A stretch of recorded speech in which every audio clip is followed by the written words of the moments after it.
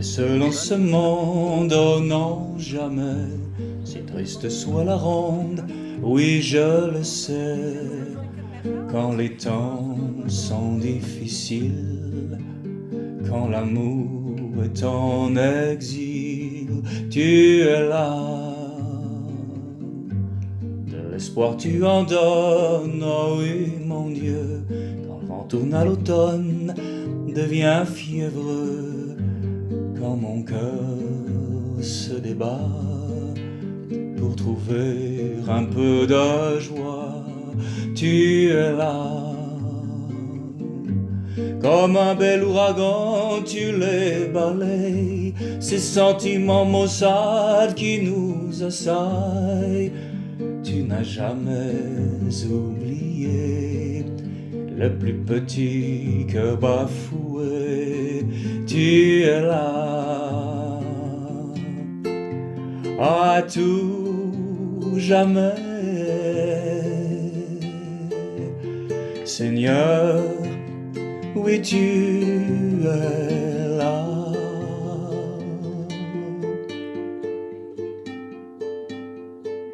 Alors, bienvenue à ce culte, venez avec nous.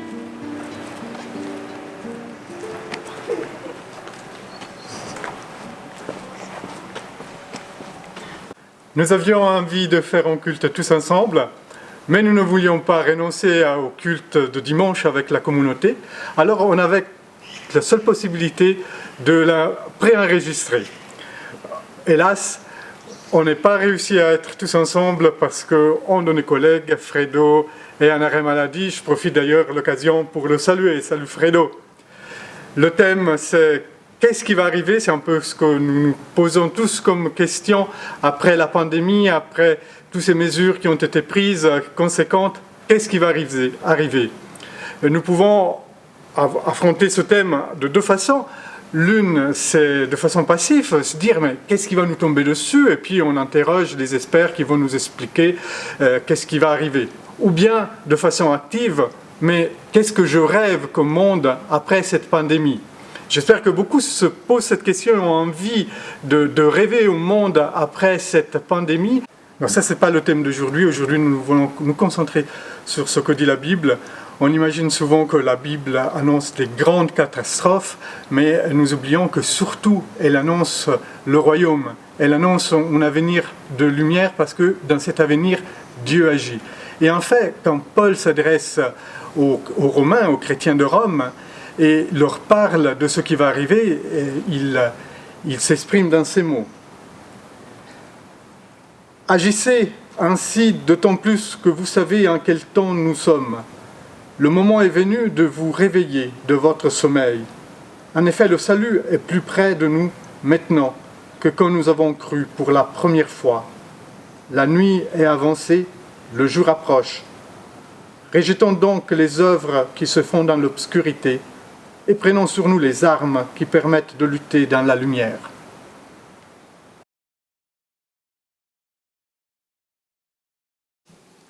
Pour remettre maintenant ce moment de culte, nous voulons nous replacer devant le Seigneur.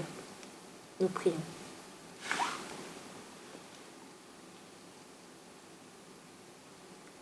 Sois présent, Seigneur, au milieu de nous. Si tu n'es pas là, nos mots vont sonner creux, notre espérance sera vide. Mais nous croyons que là où deux sont réunis en ton nom, tu es au milieu d'eux, comme tu nous l'as promis. Alors oui, nous croyons que tu es là, auprès de nous, et que c'est toi, ton esprit, qui nous guide, qui nous donne d'entrer en profondeur dans une célébration, de nous réjouir, de proclamer ta victoire. Seigneur, sois là pour nous conduire dans ce moment et dans notre vie. Amen.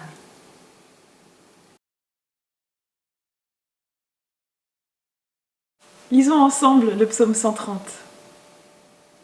Des profondeurs, je crie vers toi, Seigneur. Seigneur, écoute mon appel. Que ton oreille se fasse attentive aux cris de ma prière.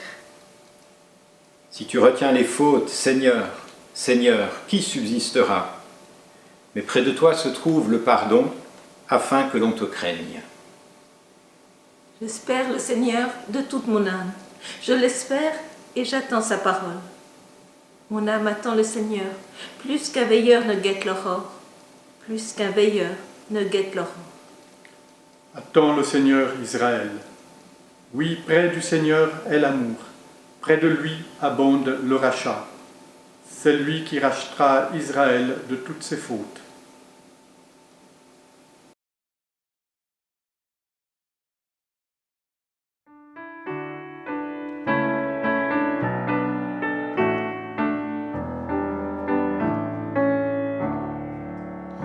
Dieu, tu es ma force, ma consolation, une lampe devant mes pas.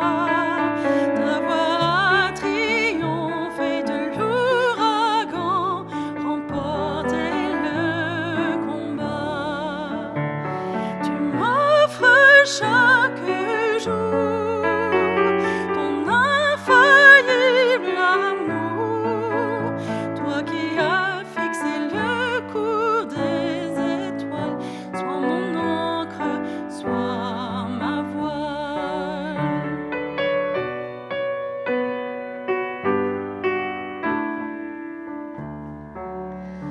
Tu étends mes ailes pour toucher les cieux, protégé par ta main. Ta grâce m'appelle à lever les yeux et suivre ton chemin. Tu m'offres chaque jour ton infaillible amour, toi qui as fixé le cours des étoiles. Sois mon encre, sois ma voile.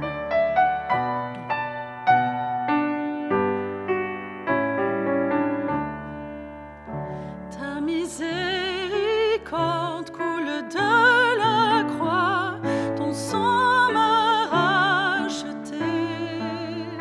Tout ce que je suis me vient de toi, sans cesse je te louerai.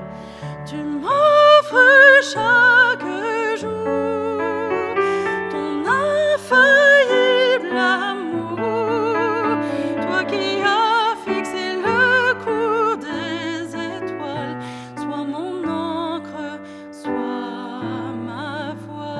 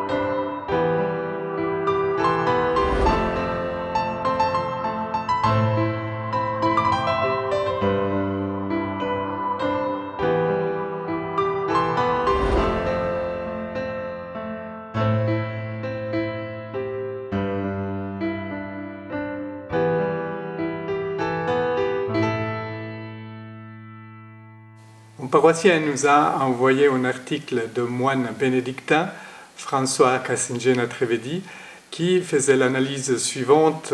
Pendant le premier confinement, les personnes qui ont le mieux vécu ce confinement, c'est ceux qui ont su développer une vie intérieure. Et il propose que le rôle de l'Église dans cette pandémie, ça soit celle d'accompagner les personnes dans cette vie intérieure. L'Église, qui a plusieurs siècles d'expérience de vie spirituelle, pourrait apprendre, réapprendre aux personnes à cultiver une vie intérieure, une vie de relation profonde avec Dieu. J'ai envie d'ajouter que l'Église devrait rappeler que nous pouvons compter sur un Dieu créateur, son Dieu qui a créé le ciel et la terre et pour qui nous comptons.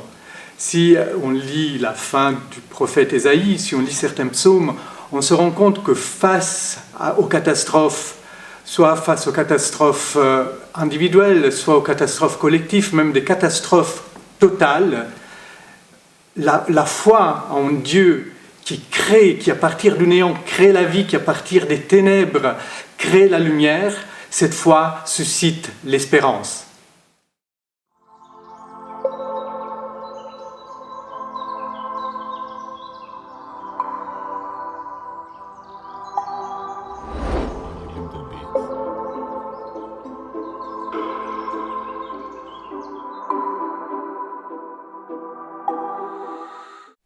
Ces derniers siècles, l'être humain a appris à s'appuyer seulement sur ses forces, sur son intelligence.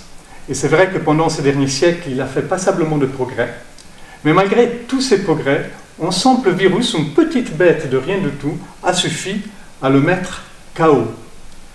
Quand nous nous appuyons sur nos forces, il est facile de désespérer parce qu'à un moment donné, on voit qu'elles sont limitées. À un moment donné, on n'en peut plus. Alors que si nous nous appuyons sur la force du Dieu qui crée, du Dieu qui du néant fait surgir la vie, nous pouvons regarder l'avenir avec confiance. La vie spirituelle, c'est justement s'enraciner dans ce Dieu qui crée la vie. La vie spirituelle, c'est faire du Dieu créateur un élément central dans notre vie et face aux difficultés, face aux épreuves, nous pouvons savoir vers qui regarder et nous pouvons à nouveau voir l'avenir avec espérance. J'ai eu la chance avec ma classe de pouvoir réaliser un concours pour Festinoche que j'ai eu la chance de remporter. Ce qui veut dire que j'avais développé tout un concept visuel pour l'identité du festival. C'est une affiche qui justement me parle au niveau de cette idée d'espérance car voilà, j'ai travaillé avec un portrait comme élément central de composition et ce portrait fait figurer le visage d'une personne âgée en fait qui au travers qui a un regard en fait qui était hyper touchant et qui m'a vraiment marqué et c'est pour cette raison que j'ai choisi ce portrait et pas un autre. C'est que c'est une personne âgée qui a un regard d'enfant en fait. Il a l'air tout émerveillé, tout heureux parce que bah voilà, forcément il est en train de... C'est une photo qui a été prise lors d'un concert au festival et j'ai donc trouvé magique en fait toute l'énergie et toute la positivité qui se dégageait de cette photo. Justement ce projet malheureusement il n'est pas eu lieu en raison du corona justement et puis que malgré le fait que ces affiches aient eu la chance de pouvoir se retrouver dans les rues, le festival n'a pas eu lieu, ce qui est une forte déception pour moi mais pour toute l'organisation du festival, c'est sûr. Je pense que le Seigneur est toujours auprès de nous et qu'il reste à nos côtés. Et c'est aussi ces moments où on se place en lui et qu'on veut être auprès de lui, que nous avons la chance de pouvoir avoir ce regard justement bienveillant envers chacun et chacune, envers notre prochain. Et je pense que c'est vraiment la force qui se dégage de ce visuel que j'ai la chance de réaliser. On est parfois interpellé, ou peut-être nous-mêmes on peut se poser la question, est-ce que la période que l'on vit actuellement, cette pandémie mondiale, tout qui s'est arrêté ou presque, est-ce que ça représente un jugement de Dieu? Et est-ce que la seule attitude qu'on aurait à avoir par rapport à cela, c'est la repentance? Alors évidemment, je pense que oui, la question mérite d'être posée, même si c'est peut-être difficile de trancher. Mais comment vivez-vous la chose? Est-ce un jugement que Dieu nous adresse? Alors en réfléchissant un petit peu à ça, en tout cas j'ai repensé à cette parole de l'Ecclésiaste, bien connue, qui dit qu'il y a un temps pour tout. Et c'est sûr, en tout cas on vit un temps particulier. Et en y réfléchissant, je me disais que c'est une occasion qui nous est donnée probablement pour réaliser toujours à nouveau qu'effectivement Dieu agit dans l'histoire. C'est la bonne nouvelle, on le sait, par rapport à tout ce que le Christ a fait, a accompli. Mais donc, effectivement, c'est notre histoire humaine, notre histoire du monde, qui est le lieu de l'action de Dieu. De sa grâce, bien sûr, et heureusement, et puis on en est les porte-parole, mais aussi de son jugement. Et ça, on est peut-être un peu moins à l'aise, et puis ça peut se comprendre. Mais en tout cas, moi, ça m'interpelle, et c'est vrai que je pense que l'Église, dans le temps qu'on vit actuellement, n'a pas à dire que la grâce. Évidemment, il faut la grâce, il faut dire que cette proximité de Dieu, sa fidélité, même au cœur de l'épreuve que nous traversons, sa bienveillance. Mais ça rappelle aussi cette parole bien connue de Bonhoeffer qui disait « Attention, pas de grâce à bon marché ». Et peut-être que le pire que l'Église puisse faire, c'est proclamer une grâce à bon marché. Parce que oui, c'est un Dieu de proximité, un Dieu de bienveillance, mais nous avons aussi, et heureusement, tout autant heureusement, un Dieu de sainteté. Alors sa proximité peut parfois être un peu brûlante, et c'est le jugement. Donc certains diront peut-être, oui mais attention, il ne faut pas trop identifier, et puis dire que c'est un jugement de Dieu, regardez Jésus dans les évangiles, il nous met vraiment en garde contre cela. Et c'est vrai, surtout quand il s'agit de situations personnelles. Là, dire, ah mais ça c'est le jugement de Dieu sur ma vie ou sur sa vie, attention, soyons très prudents. Mais quand c'est quelque chose de plus global, comme ce que nous vivons aujourd'hui, je crois qu'il nous faut aussi réentendre cette parole du Christ qui nous dit sachez discerner les signes des temps. Alors un coup d'arrêt, c'est sûr, à notre mode de vie, à notre monde effréné, on le vit depuis bientôt une année. Puis on se pose la question, en vue de quoi? Et j'ai envie de la retourner un petit peu pour vous aujourd'hui et de dire, en vue de qui? L'espérance chrétienne, ce n'est pas celle simplement d'un monde meilleur. L'espérance chrétienne, c'est celle de quelqu'un. Nous attendons quelqu'un, nous attendons le Christ glorifié, pleinement manifesté, et c'est ça qui changera tout. Alors si on peut redécouvrir un peu cette réalité, cette attente, nous attendons quelqu'un fondamentalement, peut-être ça peut nous aider dans la prise de distance qu'on vit maintenant, une distance physique, c'est pas évident, une distance relationnelle, beaucoup de choses comme ça qui sont dures à vivre, dans les quelques mots aussi qu'on a reçus pour préparer ce temps ensemble, et que les uns les autres de la paroisse nous ont envoyés. J'ai été frappé par quelques lignes de quelqu'un qui écrit « Cette distance elle est rude, notamment par rapport au deuil. On doit vivre des cérémonies vraiment dans un tout petit cadre, on ne peut pas se serrer dans les bras. » Et la personne écrit c'est comme écraser notre espérance. Comme si dans ce qu'on vit actuellement, c'est même notre espérance qui est, j'espère, non pas étouffée, mais effectivement comme écrasée. Et cette personne poursuit en disant, en écrivant, il nous faut retrouver le chemin du cœur et le dire. Alors oui, et comme le disait d'ailleurs le psaume qu'on a lu, soyons des veilleurs. Comment vivons-nous en tant que chrétiens dans ce monde? Est-ce que finalement on ressemble un peu dramatiquement au monde qui nous entoure? Ou est-ce qu'on est encore vraiment des veilleurs qui se souviennent et qui disent au monde que oui, l'histoire est le lieu dans lequel Dieu agit, pour sa grâce heureusement, mais aussi par son jugement et pour son jugement. Alors voilà, est-ce que c'est un temps de jugement et qui appelle avant tout notre espérance? En tout cas, je crois que oui, c'est une bonne part de la réalité que nous vivons et c'est un appel très sérieux à entendre et à ne pas passer trop vite sur cette notion-là parce que nous risquerions de tomber dans la grâce à bon marché et je crois que ce serait tout sauf la réponse dont nous-mêmes et le monde a besoin.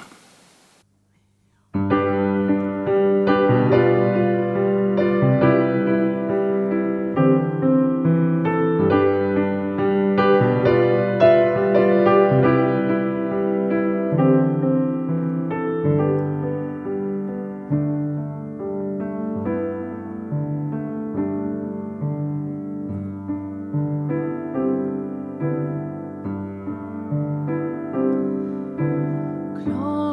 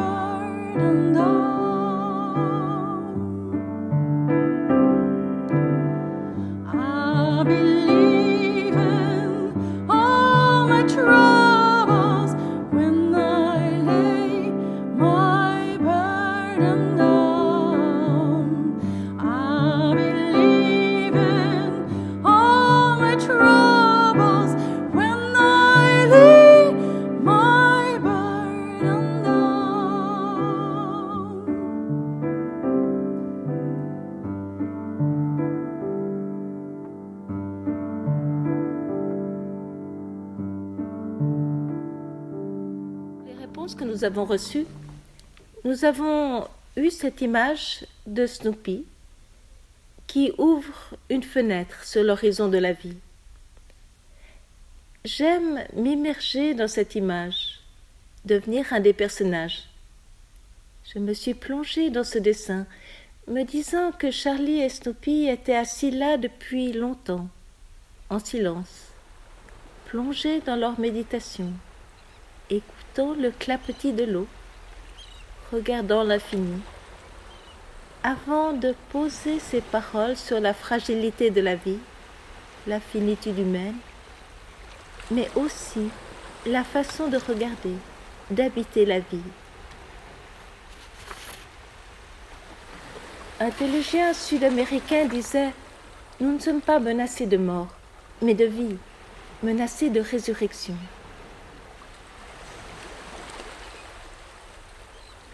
Bien sûr, nous allons mourir un jour, mais nous allons d'abord vivre, grandir, découvrir des horizons nouveaux, relever de nouveaux défis. Qu'y a-t-il à l'horizon? La mort? La désespérance? Le vide? Dieu? Nous sommes mortels, nous le savons. Raison de plus pour vivre chaque jour comme s'il était le dernier, de le vivre pleinement et de nous en remettre à Dieu. Le regard que nous posons sur la vie relève d'une décision. Nous pouvons nous complaindre sans fin, nous pouvons aussi relever le défi de vivre pleinement chacune de nos journées. Ne pas survivre seulement, mais vivre. Quand je me déçois et que je me décourage, je me redis cette phrase devant le chemin qui me reste à parcourir. Pourquoi désespérer de moi, alors que Dieu, lui, espère en moi? Et je poursuis mon chemin.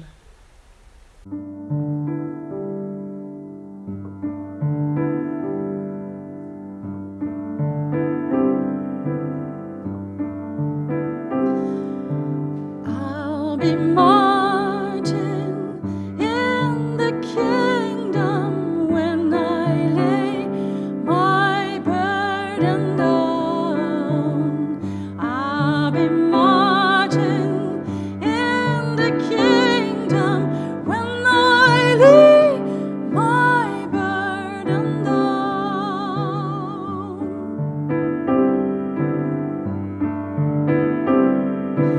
I'll be chattering with my Jesus when I lay my burden down. I'll be chattering with my Jesus when I lay my burden down.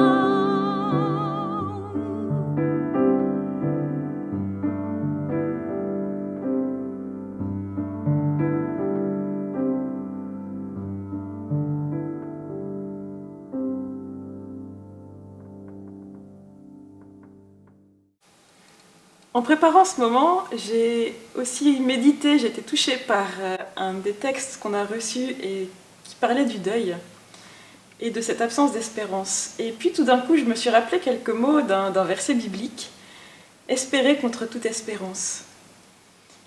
Et je suis allée voir d'où venait ce verset, je ne me souviens plus très bien. Et c'est dans l'Épître aux Romains où Paul parle d'Abraham et il écrit « Espérant contre toute espérance, Abraham a cru ». Et ainsi, il est devenu le père d'un grand nombre de nations. Et c'est vrai, ça m'a fait penser à cette histoire d'Abraham.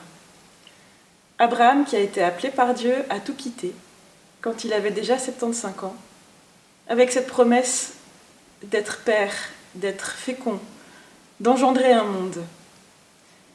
Et entre cette promesse et ce départ radical, et puis l'accomplissement de cette promesse, je ne sais pas si vous vous souvenez, mais dans le récit de la Genèse, il s'est écoulé un quart de siècle.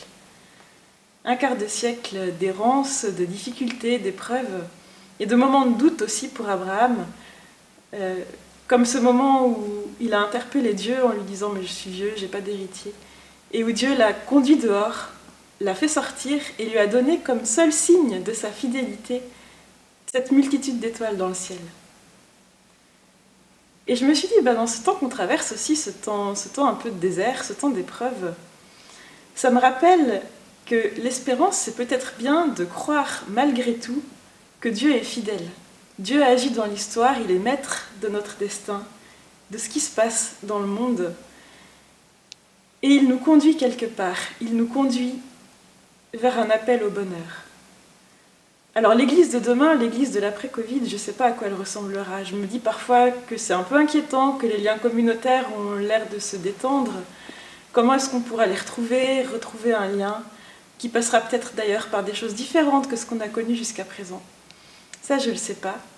Mais je me suis dit que l'église d'après-demain, en tout cas, on sait à quoi elle ressemblera. C'est l'église du royaume, c'est l'église de l'Apocalypse, ce peuple conduit à sa plénitude, à sa pleine maturité, rassemblé dans le monde nouveau, la Jérusalem nouvelle, cette Jérusalem, cette cité céleste dont l'Apocalypse nous dit qu'à travers toutes ces épreuves aussi qui sont racontées, celles de la fin des temps, elle est une promesse de vie, la promesse d'un monde sans deuil, sans larmes, la promesse d'un monde de lumière avec Dieu, et qui se conclut par cette prière, Seigneur Jésus, viens bientôt. Et pour moi, espérer, c'est ça, finalement.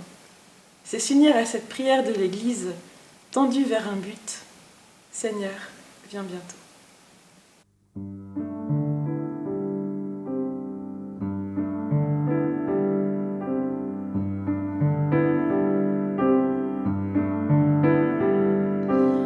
I'll be resting from my labor when I lay my burden down. I'll be resting from my labor when I lay my burden down.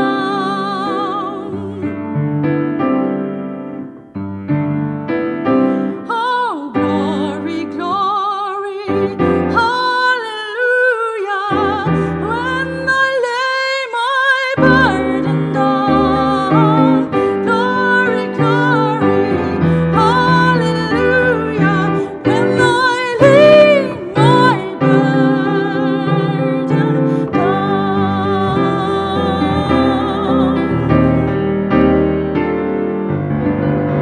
burden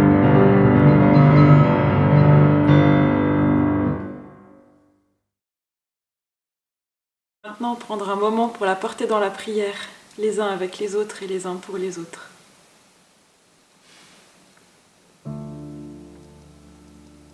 Un jour, Seigneur, ta voix nous a appelés, ta parole nous a créés.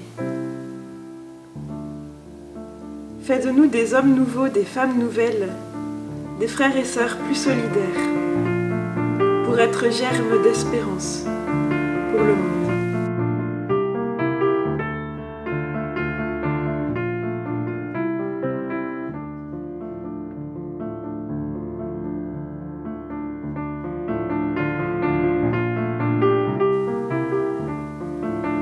Nous te prions pour tous ceux qui ont perdu l'espoir, pour tous ceux qui sont dans le découragement. Aide-les à ne pas trouver le mal plus fort que le bien, mais à retrouver l'ouverture du cœur, l'attente, l'espérance.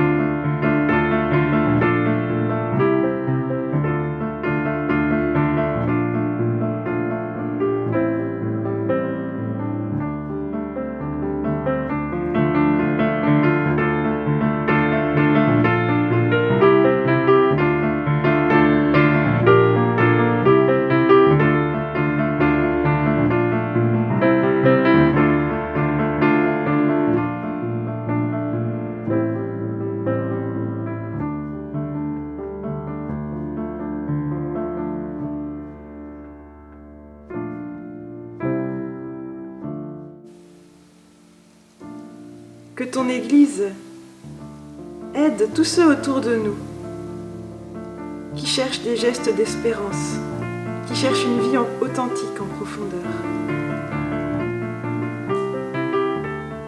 Que nous soyons porteurs et témoins de cette espérance dans nos villes, dans nos villages, dans notre canton. Et qu'à travers nous, cette confiance et cette lumière puissent se faire un chemin dans nos vies quotidiennes. Et fais-nous aussi cette grâce que nos vies personnelles puissent être des signes d'espoir, des signes de ta présence. Aujourd'hui, Seigneur, tu mets ton nom et ta parole dans notre bouche. Tu mets ton œuvre dans nos mains. Alors oui, fais de nous des germes d'espérance. Amen.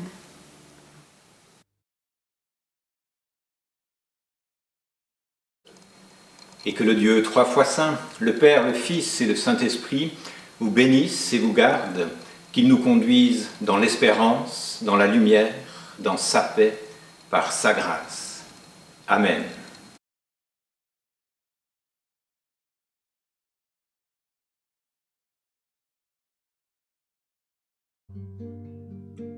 Et Fredo, ça fait trop plaisir de te voir. C'est super. Oui, ça me fait plaisir de vous dire bonjour aussi. C'est vraiment chouette. Écoutez, je vais plutôt bien, même si j'ai encore vraiment des grosses fatigues. Et puis, je vais commencer la rééducation cardiovasculaire tout bientôt. Et je me réjouis d'être de retour parmi vous. Je reviens bientôt. Bon, Jésus l'avait dit avant moi, et puis ça fait 2 ans maintenant. J'essaierai sur ce coup-là d'être un peu plus rapide que lui, et puis de revenir vraiment bientôt. En tout cas, j'y hâte. Alors, prenez soin de vous, et à bientôt. Merci Fredo, à tout bientôt, on pense fort à toi. Hein. Bye bye Fredo. Hello. J'ai envie aussi d'ajouter que l'Église... Je vais faire la même chose après, tu verras.